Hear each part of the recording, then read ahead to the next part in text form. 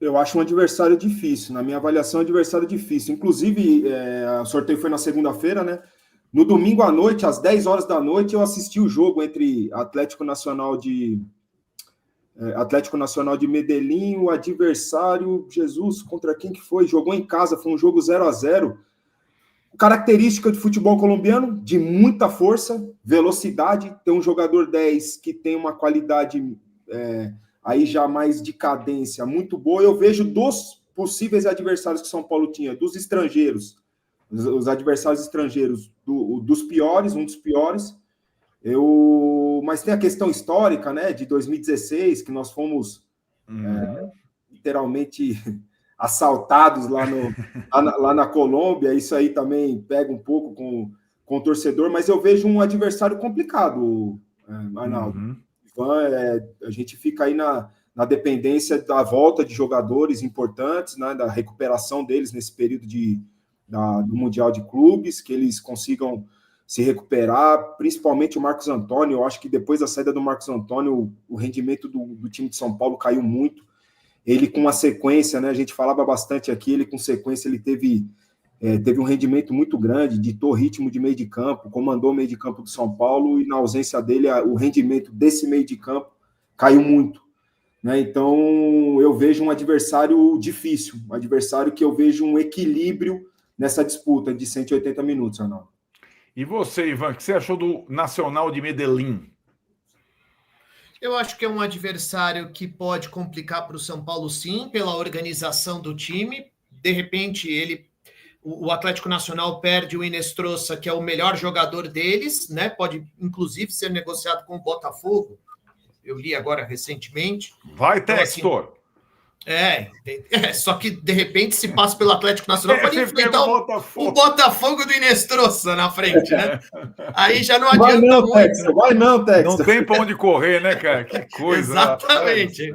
É impressionante. Como o Palmeiras pode enfrentar o River Plate também, sem o moleque deles lá, que eu confesso que eu nunca lembro do nome, Mastantuono. Eu acho que eu acertei dessa vez, mas enfim. Eu acho que é um time organizado, mas o São Paulo tem mais valores individuais, tá? Eu acho que é um adversário que pode complicar, porque eu não tenho muita confiança no São Paulo, tá? Embora entenda que o São Paulo é mais time do ponto de vista técnico. Um dos atacantes do time colombiano é o Billy Arce, que não conseguiu jogar no Santos, né? Então, eu acho que o Zubeldia ele precisa entregar um time mais competitivo, desde que ele tenha todos os atletas à disposição. Aí eu acho que ele tem mais da onde tirar. Embora eu acho que no ano passado o time deixou a desejar em determinados momentos com todos. Mas eu acho que com todos à disposição, com os principais atletas, o São Paulo tende a conseguir a vaga, a passar pela equipe colombiana, principalmente por decidir em casa. E o Zubeldia sabe como o time deve se comportar fora. O São Paulo não vai ficar tomando totó, eu imagino, com o Zubeldia, tomando 2-3-0 numa Copa. Eu acho pouco provável que isso aconteça. E decidindo no Morumbi, eu acho que tem tudo para passar de fase. Agora, ele precisa de todo mundo. E assim, não é só os caras estarem à disposição, é com ritmo, saudáveis. Para isso, vai precisar pensar como vai ser o segundo semestre. Exato. Vai deixar mesmo para as Copas, sem utilizar no Campeonato Brasileiro? Mas o Campeonato Brasileiro castiga, hein? Então, vai jogar também nas Copas tudo? Copa do Brasil, Copa Libertadores, ou é Libertadores e Campeonato Brasileiro e Copa do Brasil nós vamos ter que deixar de lado? Isso precisa ser pensado, porque os principais jogadores precisam estar saudáveis para os principais momentos. Pois é, esse é o dilema. Já tem sido o dilema antes da pausa, e será ainda mais depois da pausa, porque a Libertadores ela só acontece um mês depois da volta do time às competições. Até lá, o São Paulo vai jogar várias rodadas de brasileiro e vai jogar a eliminatória da Copa do Brasil, né? Então, essas questões envolvendo o elenco no primeiro semestre, elas vão ser igualmente desafiadoras no segundo semestre, com mais desafio esportivo, tanto no Brasileiro quanto nas Copas, quando você vai avançando. Então, antes da Libertadores, vai ter, dos 2 meses de semana anteriores, a Copa do Brasil. E aí eu pergunto ao Renan, Atlético Paranaense na Copa do Brasil, qual a sua avaliação sobre o adversário? O momento do Atlético não é bom. O ano do Atlético, na verdade, não é bom. Foi goleado pelo Maringá na semifinal do Paranaense, dentro de casa. Se eu não me engano, é o 11º colocado da Série B, muito instável.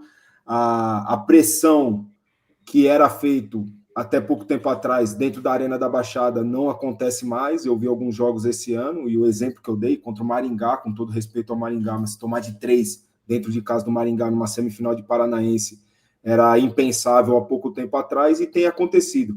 Portanto, eu acho que é um adversário bem acessível, e seria uma decepção para a torcida do São Paulo, uma eliminação para o Atlético Paranaense de hoje, né? E um detalhe que o Ivan falou, o que se espera do São Paulo? O que o São Paulo quer? Um rendimento mais estável no Campeonato Brasileiro e Libertadores, deixando a Copa do Brasil de lado? Aí quando você olha para as cifras da Copa do Brasil, você fala, mas como que a gente vai deixar de lado, sendo que a gente precisa desse valorzinho aí, dessa classificação para as quartas de final, sabe? Então fica essa dúvida na cabeça, e como a gente falou anteriormente, o São Paulo não tem elenco para segurar o refrão nas 3 competições, né? Como a gente gosta de dizer, consegue segurar o refrão? Nas 3, não. Mas qual que você deixa de lado? Então. Né? Esse que é o grande detalhe dessa situação toda. Mas como adversário, eu acho que é um adversário, nesse momento, acessível. Um detalhe, o gramado sintético, e um outro detalhe que o Atlético não para, né? O Atlético, enquanto o São Paulo está parado, o Atlético continua jogando a Série B, continua em ritmo de jogo. Em contrapartida, não tem o descanso e o tempo de recuperação. Nunca, numa temporada, foi tão importante para um clube como é para o São Paulo essa parada de um mês, né? Para você, quem sabe, rever rotas, recuperar jogadores importantes que estão machucados, dar uma respirada, uma energizada física e principalmente mental. Nunca foi tão importante esse pit stop aí no meio da temporada, né? Vou passar a mesma pergunta para o Ivan sobre o Atlético Paranaense, mas antes, eu não resisto, né? Porque o que fazer, né? Se entre o discurso do fechar no azul e a prática esportiva existe uma vontade de ir bem em tudo, né? Então, uma fofoca para vocês: enquanto nos corredores do Morumbi a palavra é fechar no azul, a missão dada ao Zubeldia pela direção de futebol foi terminar a Libertadores fase de grupos entre as melhores campanhas, passar para o segundo mata-mata da Copa do Brasil e terminar o Brasileiro entre os 6 primeiros, né? Ele não conseguiu a do Brasileiro, as outras 2 ele conseguiu. Foi a mesma missão dada, foi interessante, ao Renato Portaluppi pelo Mário Bittencourt do Fluminense. O Renato conseguiu, ele falou conseguiu como o presidente propôs, com um detalhe: o Renato joga a Copa Sul-Americana, não a Copa Libertadores. Então tem uma diferença grande. E a outra é que o Botafogo, que ganhou do Ceará e conseguiu entrar no G6, com o investimento todo que tem, não conseguiu ser primeiro do grupo dele na Libertadores.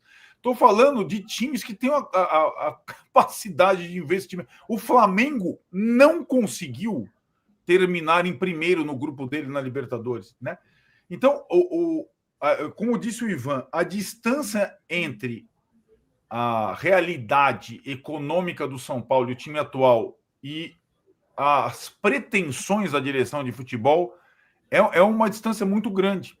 E eu tenho a impressão, Ivan, que para falar do Atlético Paranaense na Copa do Brasil, que seria a terceira frente, ninguém vai fazer opção. Vai chegar, olha, vamos voltar no Brasil, nós estamos encalacados. A Copa do Brasil, nós vamos arriscar com um time alternativo e vamos com tudo da Libertadores. Você conhecendo o São Paulo atual, eles não vão tentar tudo, todas as vezes, e deixar o pepino na mão do técnico?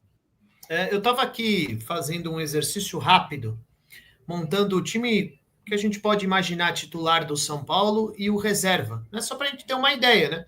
Então, eu estava montando aqui, vamos lá, Rafael Ferrarese, Alan Franco, Arboleda e Enzo, Pablo Maia, Alisson, Oscar, Lucas Ferreirinha e André Silva. A grosso modo, tá? Tá bom. Pode discutir um ou outro, mas a grosso modo. Aí você vai para o time reserva. Você vai para o goleiro reserva, me fugiu o nome. Jandrei, pelo amor. Jandrei, Cedric, Juan Sabino e Wendel. Bobadilha, Marcos Antônio, Matheus Alves, Lucas Ferreira, Luca e Rian Francisco. Certo. É o que ele tem hoje à disposição. Faltou alguém aqui? Não, praticamente todos aí.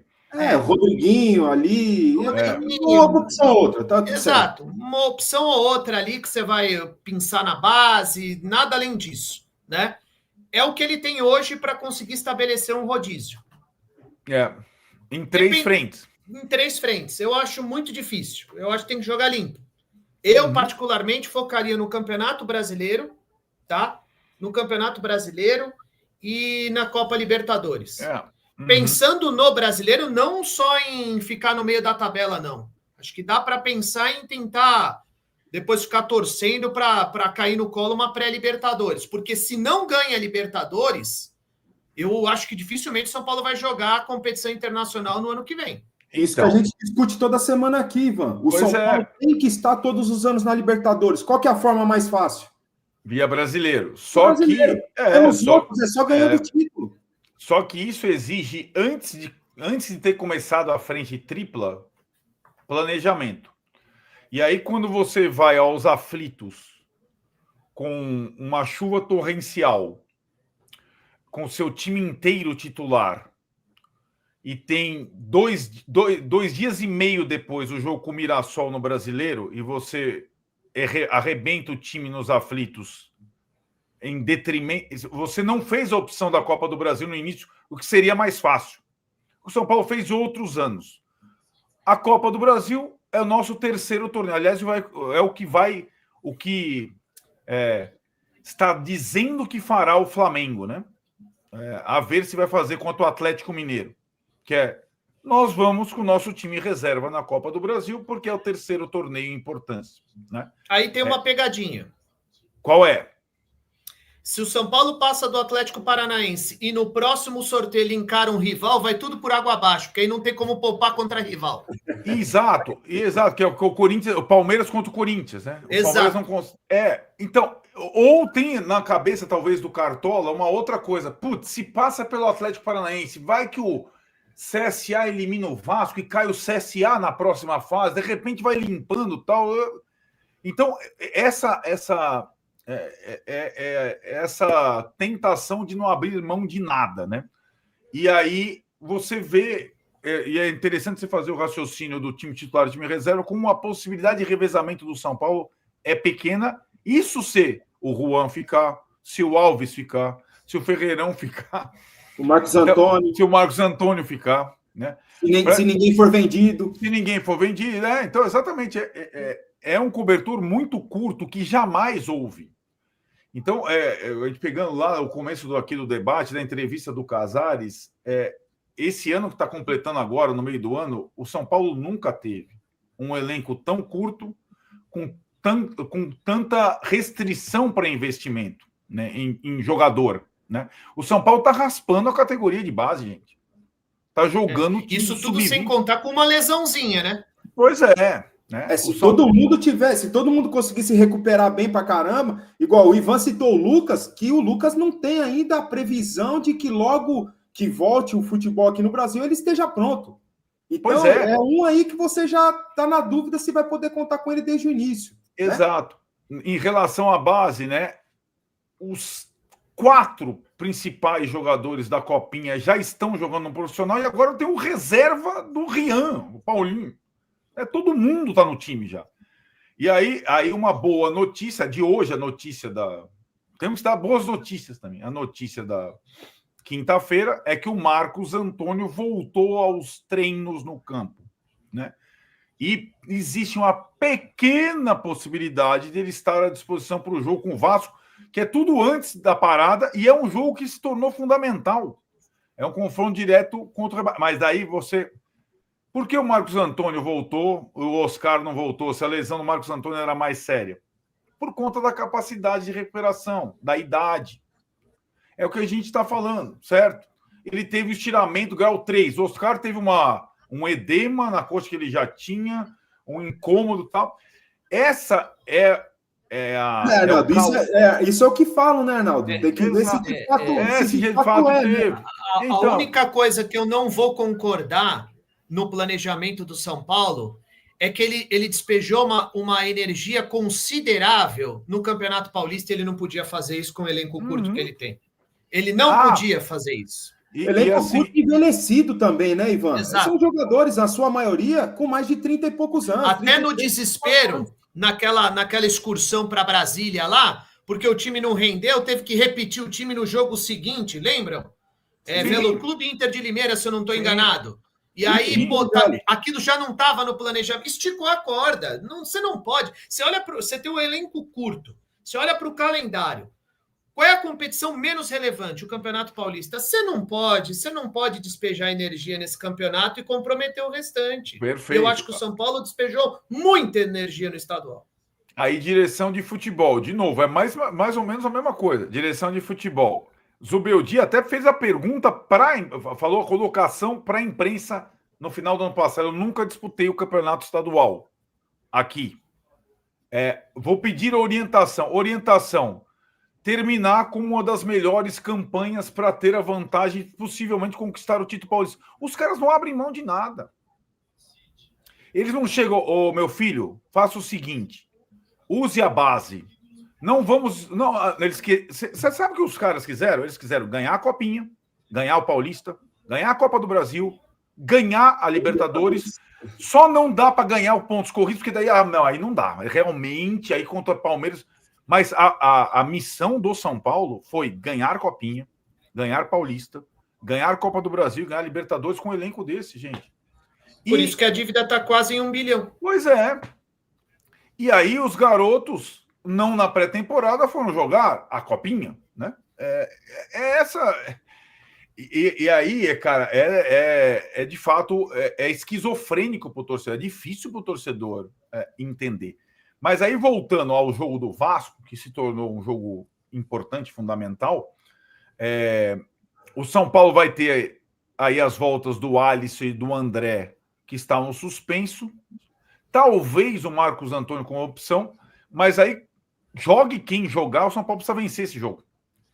Porque, senão, aí a questão da zona de rebaixamento, com vários jogos em casa já completados, vai se colocar, lembrando que a volta é contra Flamengo no Maracanã e depois Red Bull Bragantino em Bragança, os 2 jogos, e o terceiro é Corinthians no Morumbi, os 3 jogos da volta, antes de a gente ter a Copa do Brasil, as Copas e tal. Então, tem muita emoção pela frente aí, né, nesse retorno, né? Qual jogador, Renan, que tem feito... Se você só escolher um, você falou do Marcos Antônio, mas quero saber se ele, entre todos... Qual tem feito mais falta nesse momento dos lesionados? Na minha opinião, é o Marcos Antônio. Ele que, com um mínimo de sequência, né, coisa que ele não teve desde que chegou no São Paulo, e dá para entender, o Pablo e o Alisson, eles se completam ali no meio de campo, né? O Pablo voltou um pouco abaixo dessa nova lesão, mas para mim é o Marcos Antônio disparado, jogador que ele controla o meio de campo, jogador do apoio, do passe e apoio, jogador do passe vertical que quebra linhas. Para mim é o jogador que mais fez falta aí desses lesionados todos. Como o Zubeldia gosta de jogar com os pontas, com os extremos, é claro que o Ferreirinha está fazendo falta. O Lucas, sem o Ferreirinha, poderia ser uma opção e também machucou, também faz falta, né? Esses jogadores de lado para compor o que o Zubeldia tem como convicção de estratégia tática, né? De esquema tático.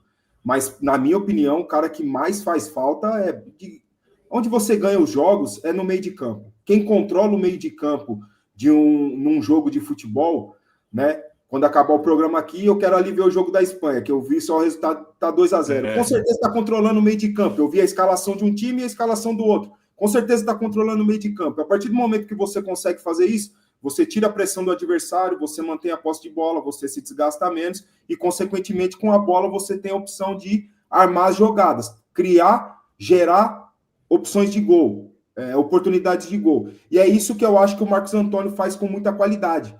Né, eu falei aqui, ele é aquele pé de cachorro, né, que não para nunca, não para de correr, vai, pega a bola do lado de lá, leva para o outro lado, dita o ritmo, quebra a linha, e, na minha opinião, é o que mais fez falta nesse período.